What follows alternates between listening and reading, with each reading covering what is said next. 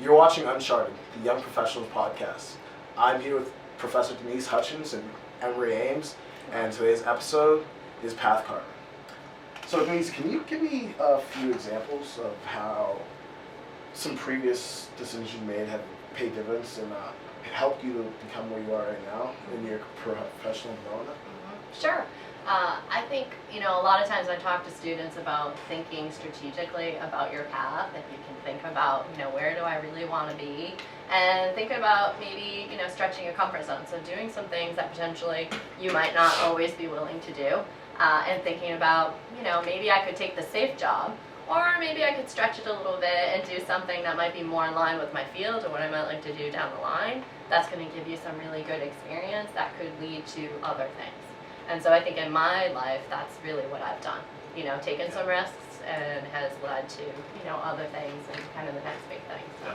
Would you guys say being proactive and more over reactive is like a way to go about things? So yeah. Like even in my work experience, being proactive, like you gotta be proactive. If you are reactive to everything, it's just gonna take a while to get anything done. Absolutely, and I always talk about that even in the marketing and public relations things I teach, that we need to be proactive, right? So if we're always fighting fires and not really having a strategy or a plan, I always say someone will make a plan for you and it may not be the plan that you really want. So it's important to kind of think about, what do I want to do? What is my plan? And be able to kind of really work towards that plan. And when you say, think about when, your plan, what if people don't understand that? What if, I know for myself as a freshman coming in here, I had a pre-thought notion of what I want to do, but what if I didn't, and I was shy about things? Not everyone's as amiable and social as everyone else is. What about people who can't speak up for themselves that much? Right. So, I don't know if you wanted to comment on that, but part of it I think is really just trying to get your feet wet and trying some things that, even if it's, low risk things. So, going out and trying a different event, or maybe taking a class that's not necessarily what you might like, but to get a feel for, what do I appreciate? What are the classes I really enjoy? Because that's pretty low risk, right? You're in a class for a semester. So I can try, I can try a meteorology class, or I can try a writing class, and that kind of gives you a sense. So I think you start to feel gee, this seems natural to me. I enjoy this kind of work. And again, sort of a low risk sort of environment, just to give an idea. Personally, for me, I'm a transfer student here. I spent 3 years at an art school, and I thought that's something that I wanted to do. And I should have taken an opportunity to try and see what sort of path would have been best for me. Now that I've transferred here, I really feel confident in what I'm doing, and I'm really enjoying it. So that confidence is key word. There are people who don't have that confidence, and it takes time for them to warm up and build up. Can you give some examples of how you've established your confidence and how you built yourself up through your endeavors as a professor and in your professional life? So I think, again, it comes down to that idea of sort of pushing yourself a bit, right? So I don't think most people would say, I'm really comfortable networking. I love to just walk into that room on my own and kind of get it done, right? I think it's important to really think about, all right, maybe I can go with a friend, right? I'll try this organization out. Maybe I want to, go to MAPS and try out a meeting and see what it's all about. But maybe I'll bring a friend, right? Because that's a little bit easier for me.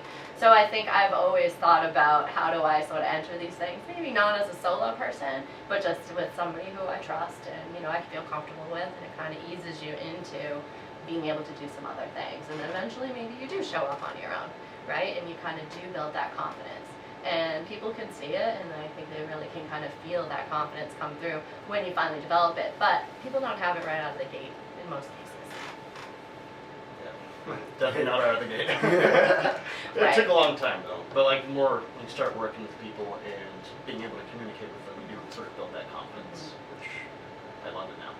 Right. Exactly. And I think when we meet people, we start to sort of get a connection, and so maybe it's your supervisor, maybe you're doing an internship for the first time, and it's that person you're comfortable with, and they're taking you to some of these events and kind of introducing you to some people. And so you kind of get to observe what's happening without having to be totally partaking, but you can still watch and see and kind of get your feet wet in that way and become more comfortable to then eventually do it on your own, and then hopefully give back to other people, which is why I enjoy teaching, because I like to give back sort of what I've learned and enable people in that way. So I love to hear that. I love to hear that. Since we're on the topic of events, you have a certain event coming up. Would you like to give your spiel on it? Yeah, absolutely. So my event marketing class is working on this event, which we can see here. Bear is really highlighting it for us, I think. I think you can see it here. And so it's called Careers and Confidence 101.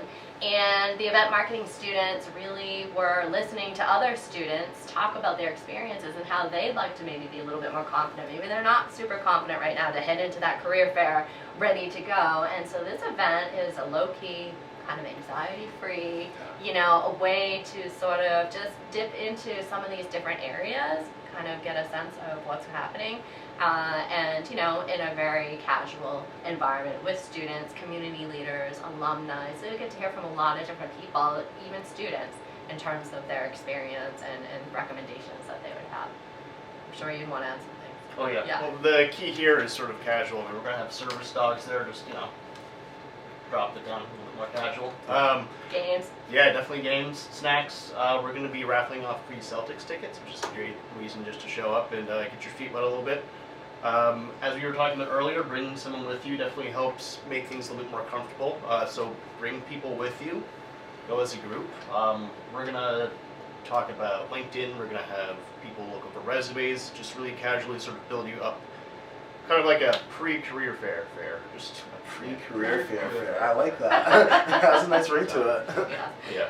And I think, you know, it kind of just helps people get a sense of maybe maybe they've done some interesting things and they're just really not sure how to tell the story. You know, we definitely heard that from students. It's like, well, I sort of do these things, but how do I tell somebody I do these things? Or how do I write about it in my cover letter or put it on my resume? Like, what do I do with that, right? And so we're trying to answer the call that students have had and really try to give them an event that gets them more prepared. So we're really saying, you know, be a prepared panther.